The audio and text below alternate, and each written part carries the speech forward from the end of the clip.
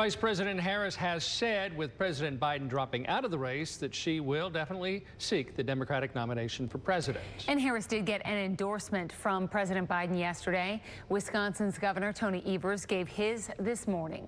Fox 11's Emily Matesic has a closer look at who local Democrats are supporting. Democratic Party of Wisconsin's governing body has voted unanimously to officially endorse Kamala Harris for President of the United States. That news coming out about 24 hours after President Biden said he would not be seeking re-election. Local Democrats accepting of the president's decision. It looks like that he's made the choice that the best way for us to win in November is to put the rise of the first woman of color ever nominated for the Democratic ticket. And so it continues to be an incredible moment. Amaad Rivera-Wagner is a local delegate who will represent Northeast Wisconsin at the Democratic National Convention next month. As such, he's prepared to support Vice President Harris, making her the party's nominee. I was a pledged Biden-Harris delegate and signed paperwork that said and ran as a Biden-Harris delegate. So for me, if the wishes of President Biden is to support VP Harris to this next position, that makes perfect sense to me. It's exciting to see the first woman of color rise to the moment, rise to that occasion, and frankly, continuing the kind of momentous administration that's delivered on really incredible things for here in Greenbay. Those sentiments carrying south into Outagamie County, too.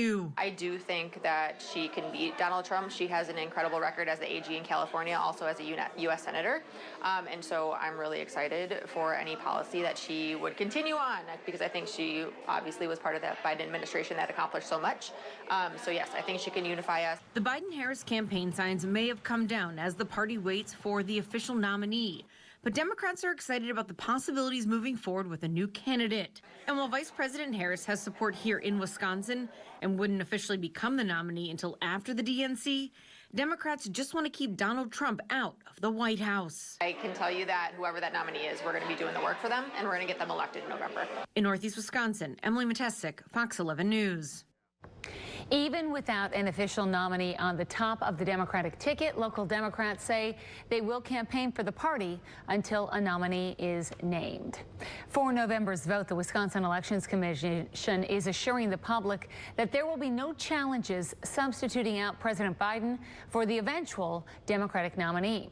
They say that once the parties have achieved ballot status, they have until September 3rd to submit their president and VP candidates. Currently, those who qualify ballot status are the Democrats, Republicans, Libertarian Party, Green Party, and Constitution Party.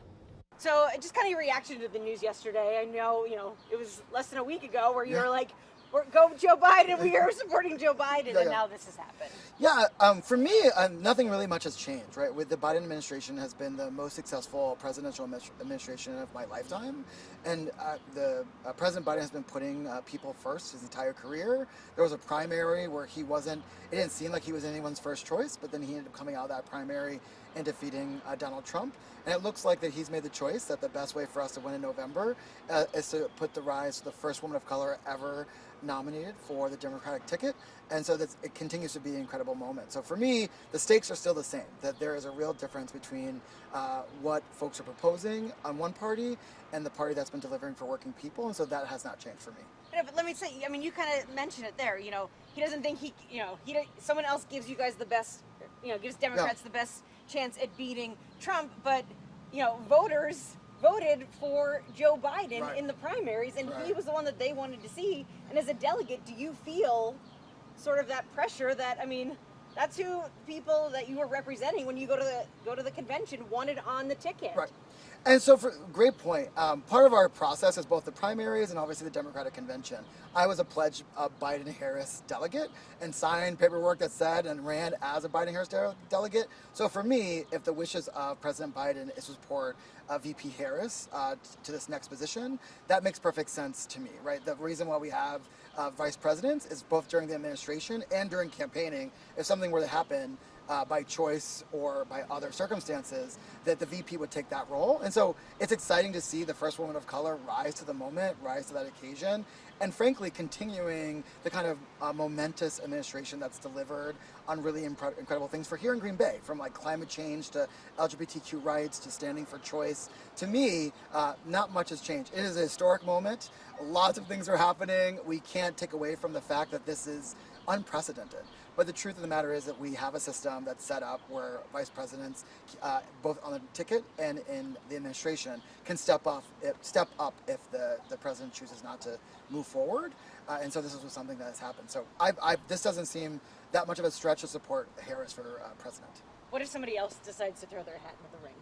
The truth is that that's what's kind of a wild moment that we're in. If you are a Democrat, you have the complete ability right now to get nominations. If you get up to 300, you can be nominated. And so that is part of our process in many ways. That we don't have registration here in Wisconsin, but any Democrat that's in good standing can actually run. But for me, it makes sense that if President Biden's wishes is to continue his legacy and continue the work that he's been doing by endorsing VP Harris, then I'm all in for that. I know Ben Wickler said that the Democratic Party of Wisconsin is now endorsing the vice president as well. So does that? I mean, that makes sense. Yeah. I mean,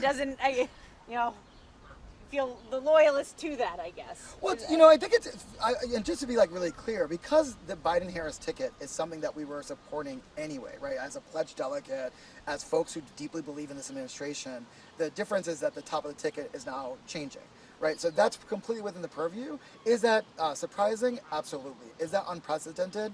Absolutely. But is it unsurprising that Biden-Harris delegates like myself completely support VP Harris to do that? Not at all. It is pretty standard fare that this administration being as credible as it is, would then support the first ever woman of color nominated in any ticket for president. We're proud to do that. If Biden didn't think he was going to be able to beat Donald Trump, what makes you think Kamala Harris will? If they are the same ticket, same ideas, right. Well, to me, the ideas are always what should win in elections, right? We often get caught up in the performances and debates, but the truth is, I do think that there are two ideals that are on the ballot in November. Are we going to not concede elections and not support democracy? Are we going to strip the freedoms away from 50% of the population? Or are we going to stand on the side of investing in our communities, supporting people from all different backgrounds and working families? And that still is the choice on the ballot, and I believe those ideas will win. I think one of the main things we can do is choose a different standard bearer, and we are choosing to do that collectively under the leadership of President Biden. But I think that the ideas is what's most important, and right now Democrats are the ones fighting for working families across the political spectrum, and I think that should matter in November. So why does the standard bearer need to change then, I guess, if it is the ideas versus the person? Yeah. So, I wish I was fancy enough or important enough to be in those rooms to make those decisions, but here's what I do know. I know that when the Biden administration had a slim majority, they were able to pass some of the most historic legislation in history. When we had one of the most wild elections in 2020, no one expected it, but ultimately President Biden defeated Donald Trump, the only Democrat to beat Donald Trump. So every time that we've doubted it, President Biden has stood up for working people and the best strategy to get us ahead. And so if he believes that this is the best strategy to get us ahead, I'm going to lean into that and support that. I think there's lots of unorthodox strategies, but at the end of the day, every time we have taken the lead of President Biden, we have seen incredible investments in our communities or incredible wins that no one expected us to have. And so this is just another potentially smart, sacrificial move that is going to help us move the needle if that's what we have to do to win for the American people. Anything else you think is important on topic? Not really. I will say, and I've said this a million times, that it's really nice to have an administration that cares deeply about Green Bay. For me, we talk about improving bridges and roads, making sure that we are addressing climate change. This is the first administration where people are actually working and door knocking to help people get investments in their homes. They care about everybody, whether it's LGBTQ folks or women, regardless of your political affiliation. And we've seen this Biden administration delivering not only for Green Bay, but all of the Fox Valley. And I think that is really important.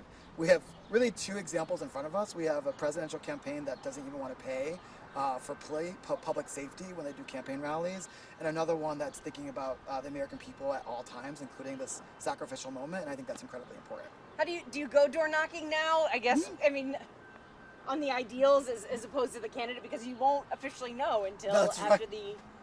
the convention. Well, as you know, I'm both running for office and I'm obviously a supporter of this administration, and so I've been knocking on doors. And what we hear over and over again, frankly, is about the issues, right? There is a lot of noise on both sides, if you will. People talking about debates, people talking about the RNC. What we hear a lot about is who's going to help us deal with childcare? How do we tackle a looming housing crisis for everyday Green Bay folks? Like, how do we make sure that the potholes and the funding for that come through so that our roads are actually easier to get across? That is what I hear over and over again, and only one of those campaigns at the national level is actually talking about those issues, and I think it's exciting. And I will say, I really am excited for the press and other people to really start focusing on those like real differential issues, right? Like, where do you stand on democracy? Where do you stand on choice? Where do you stand on childcare? Because that's all I ever hear about. I've honestly rarely ever heard about the kind of ebbs and flows of the campaign, but I always hear about a housing crisis, a childcare crisis, and how can we improve Green Bay? And